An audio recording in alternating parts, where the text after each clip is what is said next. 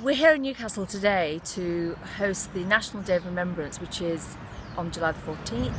It's the birthday of the murdered teenager Shafila Ahmed, who was murdered by her mother and father. She was a teenage kid born in Britain, and they saw her teenage behaviours as being too shameful. Just basic things like going out with your mates, wearing makeup, having a mobile phone was deemed too westernised, and ultimately they took her life. So she would be 30 tomorrow. So the day is an opportunity to raise awareness about victims like Shafila. Victims hopefully will increase reporting by raising awareness, and also to honour the memories of the many more who've been murdered across Britain. So why Newcastle?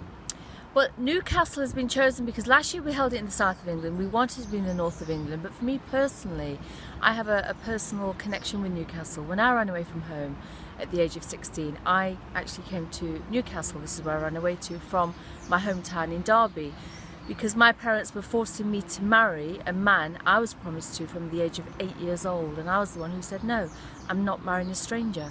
So I ran away from home at the age of 16, came to Newcastle, spent the first 2 years of my life here, and lived a life, actually, I have to say, whereby I had to face the fact that my family had totally disowned me. They said if I didn't go back and marry the man who I was promised to, from this day forward I was now dead in their eyes. So it was quite a lonely life, actually, in the first few years.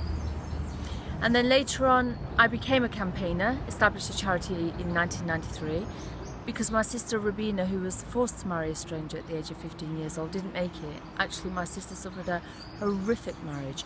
The family's view was she had a duty to make the marriage work for the sake of honour. She was encouraged to go back to perpetrators, and in the end my sister sadly took her own life. She set herself on fire and she died in her early 20s.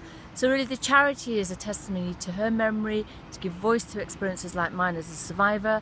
The day here in Newcastle, the Day of Remembrance, is an opportunity for people from across the UK to come to Newcastle, to share a platform, to talk about the things that they can do, and to talk about these women who are killed, and indeed many as well who are murdered too.